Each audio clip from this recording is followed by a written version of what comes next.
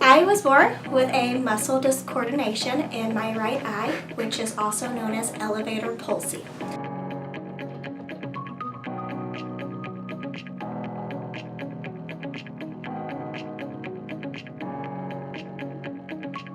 So basically what that means is my eye does everything that a normal functioning eye does, and I can see just fine, it blinks, it makes tears, everything like that, except the muscles behind this eye don't coordinate with each other. And so just how like an elevator moves and it's supposed to go up and down, my right eye cannot function that way. And so instead of it elevating up and down, my eyelid will do the adjusting for you.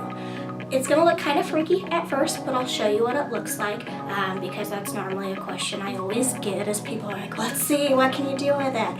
And so this is me looking straight at you. You kind of get it. A lot of people don't notice it right off the bat. But when I start to move my eye upwards, it looks like this. And so for me, this is me looking upwards with both eyes. But what you guys are seeing is my left eye has elevated upwards and my right eye has stayed straight. However, what I'm seeing is everything that's up here. So I'm not really looking at anything else. To me, this is me looking up. It just looks kind of freaky. And then if I move to elevate downwards, it just looks like this.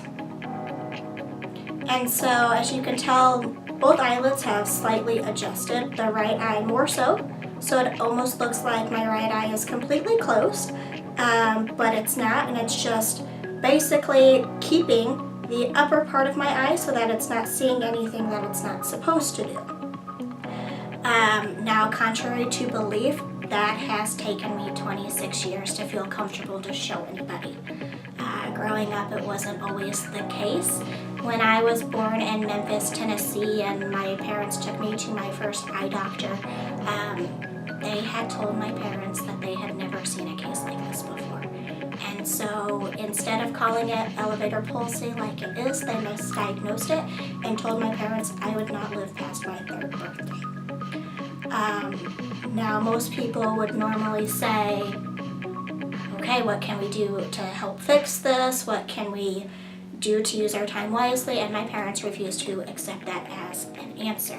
So they continued to take me to eye specialist after eye specialist, probably for the next 3 years, until I found my current eye doctor that I see, Dr. Sevis in Independence, who was able to tell my parents those people are absolutely wrong. And it's not this, it's actually elevator palsy, and it's fine, nothing's going to happen, it's not detrimental to her health or anything, it just looks a little bit differently. And so, I've grown up with this. I've kind of realized what it's like and what I have to do to fix it so that I can function normal in society, but it was a struggle growing up.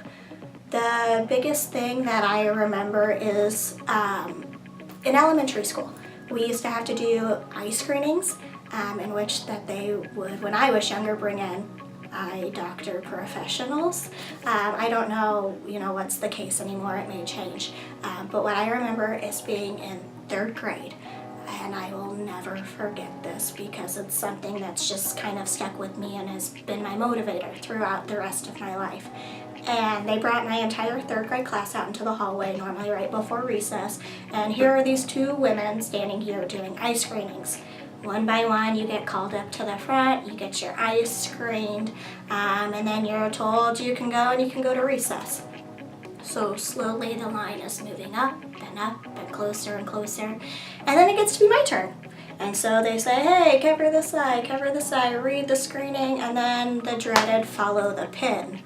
And I'm going, okay, I can do this. Nothing's wrong with me. I see my eye doctor. Everything's fine. I'm healthy. My eyes are normal.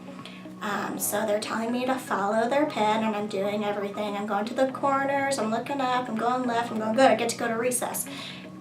I remember very vividly one lady going, whoa, what's wrong with her? What's causing this to happen? We haven't seen this before. So they say, we're going to need you to do it again. So I, as a 3rd grader, start panicking because here I am seeing all my classmates go. and just go through it easy peasy, and what's the hold up with me? So I do it again, and the same thing happens. Now, as a third grader, I haven't learned how to advocate for myself. I don't know exactly how to explain what's going on and what these people need to know from me. So the only thing I remember is breaking down into tears. And so they say, you need to go stand by that wall. And so I did. Because what else are you supposed to do? So I did. And they tried to talk to me, and they're like, who's your eye doctor? And at this point, my throat got tight. I couldn't really verbalize what I wanted to say, and all these tears just started flowing.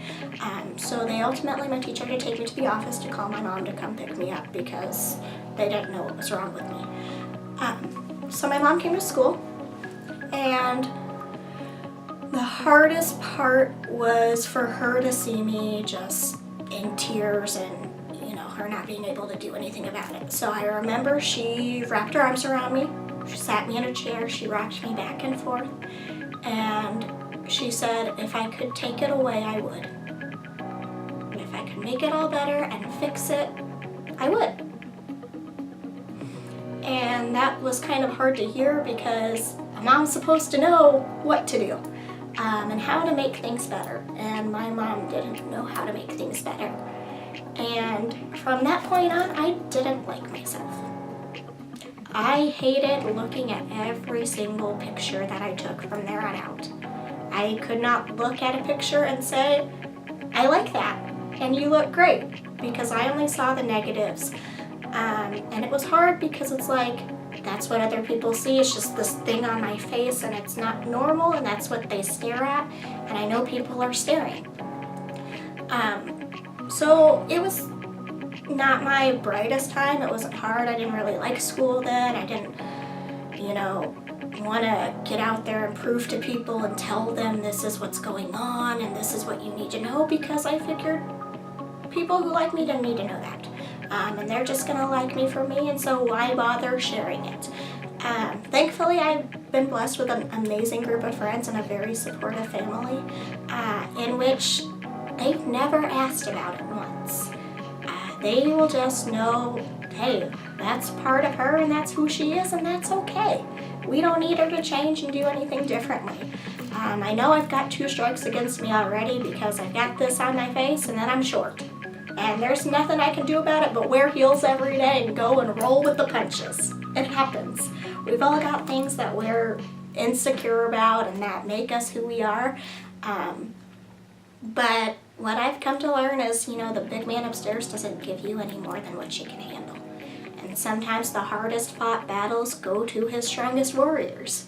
And that's just what you have to live and learn and roll with the punches and make do with what he can give you, and that's the best.